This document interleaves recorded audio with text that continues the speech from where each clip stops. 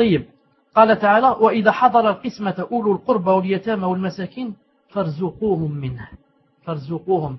Voilà notre verset où il est parlé de voilà notre verset où il est parlé de risque. Regardez par exemple ce verset, qu'est-ce qu'il dit? Attendez, je vais voir Inch'Allah Ta'ala qu'il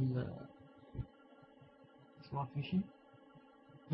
Regardez ce verset. وإذا حضر القسمة أولو القربى واليتامى والمساكين فارزقوهم منه وقولوا لهم قولا معروفا. Alhamdulillah. Et lorsque les proches parents, les orphelins, les nécessiteux assistent au partage, offrez-leur quelque chose de l'héritage et parlez-leur convenablement. Hein? On est en train de parler ici, en arabe Allah Ta'ala a dit farzuquhum min. En français, offrez-leur, donnez-leur. Comment cela? Subhanallah. En fait, en islam, quand on va faire, par exemple, on a hérité quelque chose. Maintenant, on va départager. On va dire à celui-là, tu prends la voiture, toi, tu prends la maison, toi, tu prends, d'après, il y a les calculs qu'Allah subhanahu wa ta'ala a cités dans le Coran. Supposons que assistent parmi nous quelques-uns de la famille qui ne sont pas des héritiers. Ils sont là, juste, ils sont venus assister avec la famille pour entendre celui-là qu'est-ce qu'il va hériter, celui-là qu'est-ce qu'il va hériter. Et il se peut qu'il y ait avec nous des gens qui n'héritent pas. Naam, mon oncle, etc. Taïb, Allah Ta'ala, qu'est-ce qu'il a dit? Il a dit وَإِذَا حَضَرَ. Mais si les proches parents, ou bien des orphelins, ou bien des nécessiteux assistent au partage, alors donnez-leur quelque chose de l'héritage. Allah al-Azim. Ou alors si vous ne donnez pas, au moins parlez-leur convenablement. Qu'est-ce que ça veut dire ça? Qu'est-ce que ça veut dire ça? Ça c'est l'une des choses qui montrent que l'islam c'est vraiment la plus belle religion. Non, sans se vanter, wallah, sans se vanter. Vraiment l'islam, je crois pas, c'est vraiment la plus belle religion. Regardez, l'islam prend en considération les sentiments des autres, subhanallah, car il veut les réconforter, il veut raffermir leur cœur et les consoler. Maintenant, quand moi j'assiste à dans une situation où on va départager l'héritage. Et je vais entendre, celui-là, masha'Allah, il a hérité une belle villa, masha'Allah, je ne sais pas combien de millions. L'autre, il a hérité d'une belle ferme. L'autre, il a hérité une très belle, ou 2 ou 3 voitures. L'autre, il a hérité ceci, cela, de l'usine. Et moi, subhanallah al-azim, je n'ai pas un sou. Je n'ai pas peut-être de quoi acheter une paire de chaussures.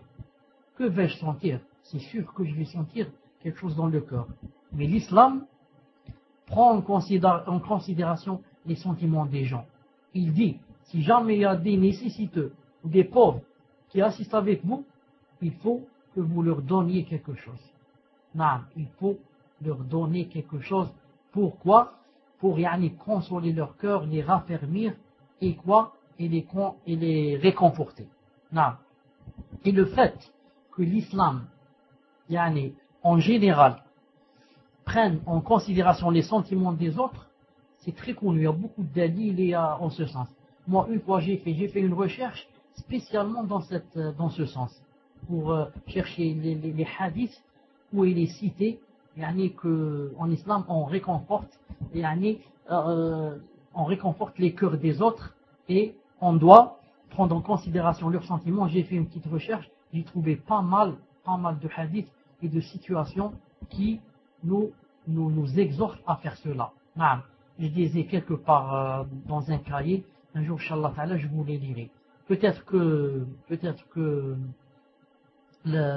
disons, l'exemple le plus clair, c'est peut-être, si je me rappelle maintenant, c'est qu'une fois le prophète sallallahu alayhi wa sallam a rencontré Asma.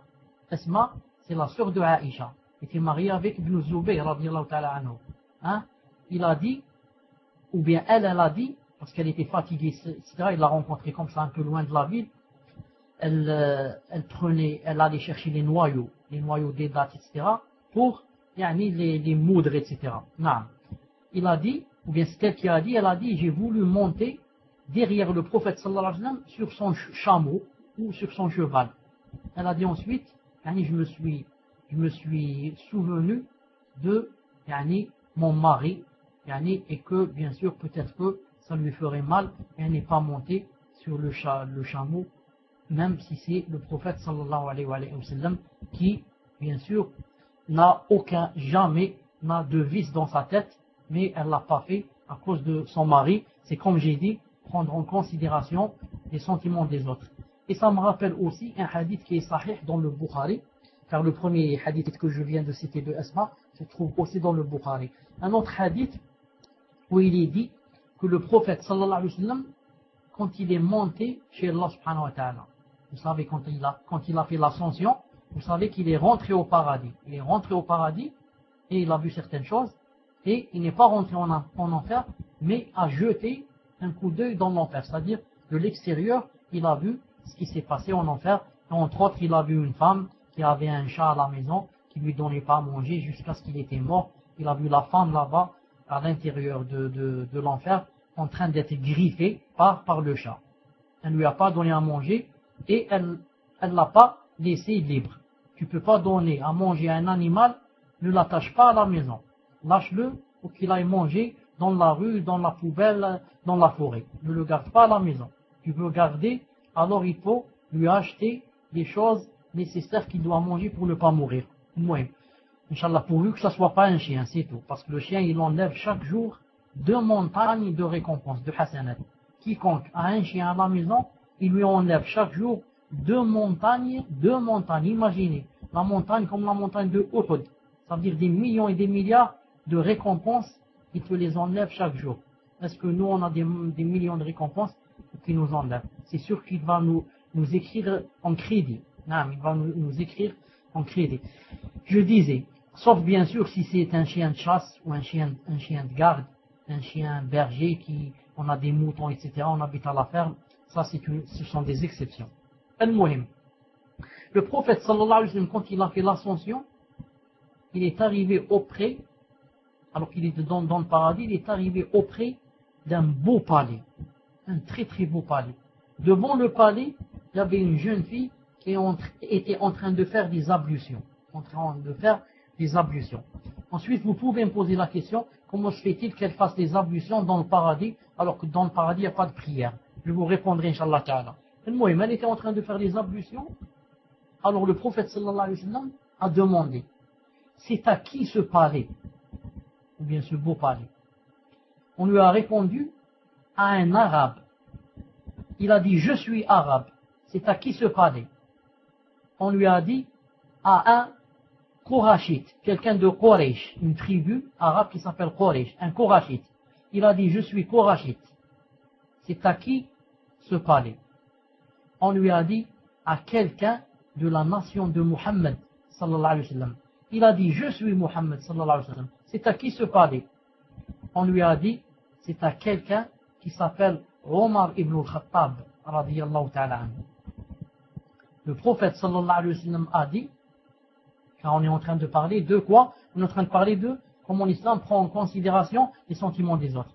Il a dit, j'ai voulu rentrer dans ce palais pour le visiter. Mais je me suis rappelé la jalousie de Omar ibn Khattab. Vous savez que Omar ibn Khattab radiyallahu ta'ala anhu était très jaloux. Non. Il a dit, je me suis dit, si je rentre dans le palais, je ne sais pas ce que je vais voir. Ensuite, quand je rencontrerai Omar, je vais lui dire, peut-être que je l'aurai touché. Il me dira peut-être, même s'il ne va pas me le dire, il va le sentir. Il va dire pourquoi il est rentré dans mon palais. Il y avait des femmes à l'intérieur, il y avait ceci, il y avait cela. Il a dit, j'ai pas voulu rentrer. Subhanallah al-Azim. Regardez le prophète sallallahu alayhi wa sallam, combien qu'il est loin de Omar, là-bas, dans le 7e ciel, dans le paradis, et il ne veut pas faire du tort à quelqu'un. Il prend en considération les sentiments de Omar ibn Khattab. Il dit, je préfère ne pas rentrer dans le palais pour ne pas le blesser.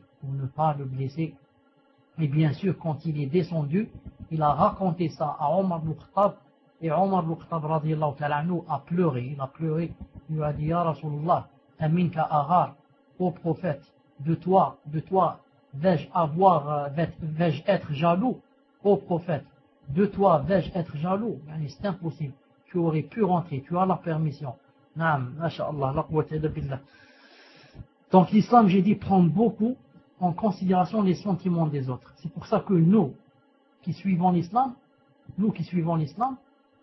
et qui on se dit salafi, etc., il faut aussi appliquer cette chose. Il faut au maximum, quand on parle avec quelqu'un ou on se comporte avec quelqu'un, au maximum de ne pas le blesser. Au maximum de ne pas le blesser. C'est pour ça qu'on doit donc bien se surveiller qu'est-ce qu'on fait et qu'est-ce qu'on dit. Non, on doit bien se surveiller qu'est-ce qu'on dit et qu'est-ce qu'on fait aussi. Regardez, subhanallah al-azim. Vous avez imaginé comment le prophète sallallahu alayhi wa sallam n'est pas rentré au paradis, n'est pas rentré dans ce palais juste pour ne pas blesser Omar ibn Khattab radiyallahu ta'ala anhu. Et je suis sûr que s'il avait voulu rentrer, que Omar ne pourrait rien dire. Qu'est-ce qu'il va dire Omar ibn Khattab? C'est le prophète sallallahu alayhi wa sallam qui a décidé de rentrer. Peut-être c'est Allah ta'ala qui lui a donné l'ordre de rentrer. Mais le prophète sallallahu alayhi wa sallam, regardez à quel point il était sensible, à quel point il prenait en considération les sentiments des autres. Naam. Et plus on a de la piété dans le cœur, et plus on a l'iman, et plus on a nour, la lumière, et plus on voudrait faire du bien aux gens, et plus, comme a dit Allah Ta'ala, وَقُولُوا لِلنَّاسِ حُسْنًا, et dites aux gens le bien. Naam. Plus on veut être bien avec les gens, plus on veut les attirer, plus on veut leur donner des choses, plus on veut le contraire exactement des gens qui font fuir les gens de l'islam.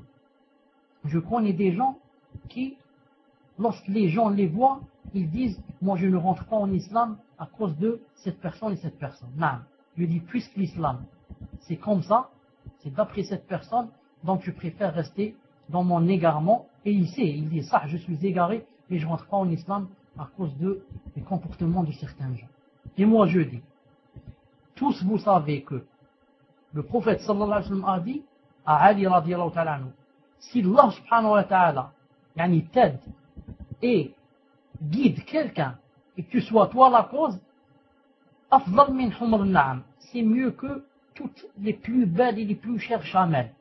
Na'am, afdal.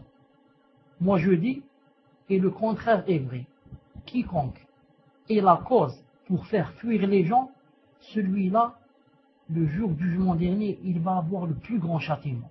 Pourquoi? Tu as fait fuir les gens de l'islam. L'islam, la religion d'Allah, tu as fait fuir les gens d'Allah et ils sont partis vers le shaitan. Tu as été la cause pour qu'ils ne rentrent pas au paradis, pour qu'ils soient rentrés en enfer éternellement. À cause de qui? À cause de toi. Ils ont dit je ne rentre pas en islam à cause de X et à cause de Y qui, m'a donné une très mauvaise image de l'islam. Comme ça certains frères et certaines sœurs. Vous rentrez dans leur salle du matin au soir, kafir, mushrik, associateur, kafir, il va aller à Jahannam, mushrik. La hawla wa la quwwata illa billah al-ali al-azim. La hawla wa la quwwata illa billah, hasbunallah wa ni'mal wakil.